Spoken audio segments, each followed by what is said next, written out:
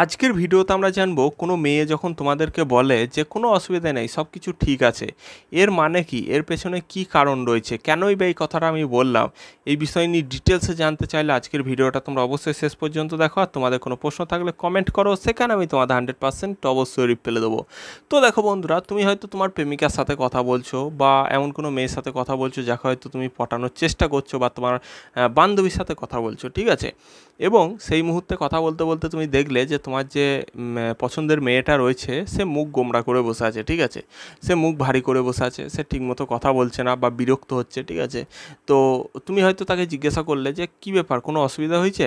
হ্যাঁ, এবার অসুবিধার কারণ অনেক কিছু হতে পারে, হয়তো তুমিই তাকে কোনো না কোনো কথা বলে তাকে দুঃখ দিয়েছো।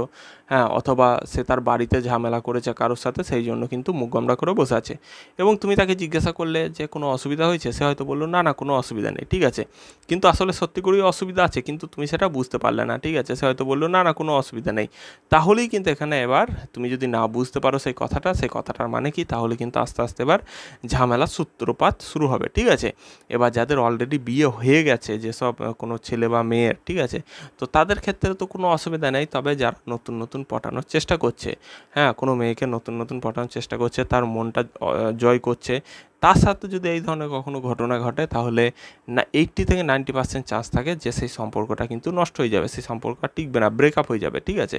কখন না, এই মুহূর্তে যেখানে মেয়েটা হয়তো তোমাকে বললো না না সব কিছু ঠিক আছে, এবং তুমি বুঝতে পারলে না, তুমি হয়তো ভাবলে হ্যাঁ তাহলে হবে, হয়তো সব কিছু ঠিক আছে, এমনি ওরকমভাবে বসে আছে, তাহলেই কিন্তু তোমাদের সম্পর্কটা কেটে যেতে পারে, ঠিক আছে। মেয়েরা কী চাই, দেখো, সব মেয়েরা যখন বল না যে না না আমি ঠিক আছি, এর মানে তোমাকে বুঝে নিতে হবে যে সে কষ্ট পেয়েছে। হ্যাঁ, বিশেষ করে যদি তার মুখ গোমড়া হয়েই থাকে, ঠিক আছে, তুমি প্রথম থেকেই দেখছো মুখ গোমড়া হয়ে আছে এবং এই ধরনের কথাই বলছে যে না না আমার কোনো অসুবিধা নেই, তাহলে তোমাকে বুঝে নিতে হবে যে সে কিন্তু কোনো না কোনোভাবে কষ্ট পেয়েছে, ঠিক আছে। এবং সেটা কিন্তু সরাসরি সে তোমাকে বলতে চাইছে না, বা সে গুছিয়ে এই লাইনটা কিন্তু তোমাকে বলতে চাইছে না। সে চাইছে কি না তুমি বুঝে নাও তার কি হয়েছে, ঠিক আছে। এবং যে ছেলেরা বুঝতে পারে না, তাদের ব্যাপারে মেয়েরা কী করে না, বিভিন্ন রকম নালিশ করে। অনেক সময় এখনকার দিনে তো কী হচ্ছে না, ছোটো ছোটো কারণে ডিভোর্স হয়ে যাচ্ছে, ঠিক আছে। তো এই ধরনের জিনিসও কিন্তু অনেক সময় হতে পারে, বা ব্রেকআপ কিন্তু হতে পারে খুব সহজেই। তো এই কথাটা তোমাদেরকে কিন্তু মাথায় রাখতে হবে, হ্যাঁ।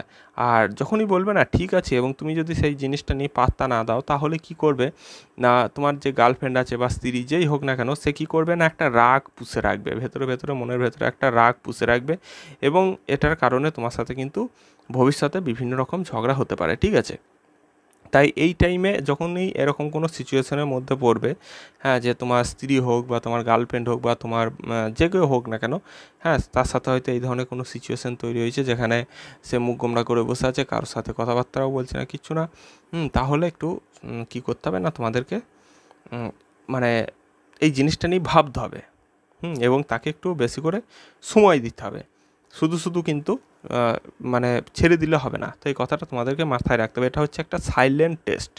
হ্যাঁ, তুমি কতটা তাকে বোঝো, তুমি কতটা এই ব্যাপারটাকে সিরিয়াসলি নাও, এটার জন্যই কিন্তু তোমাদের সম্পর্কটা টিকে থাকবে। তুমি যদি সে মুখ গোমড়া করে বসে আছে, তুমি সিরিয়াসলি নিলে না, একদম তুমি নিজের মতন ঘুরে বেড়াচ্ছ, তাহলে টিকবে না।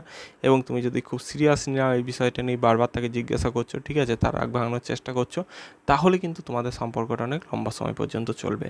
তো বন্ধুরা, আজকের মতন এটুকুই। আশা করছি ভিডিওটা তোমাদের ভালো লাগবে। হ্যাঁ, আর এরকম ভিডিও আরও দেখতে চ্যানেলটি সাবস্ক্রাইব করে বেল আইকনটা অন করে দাও। দেখা হবে পরের ভিডিওতে।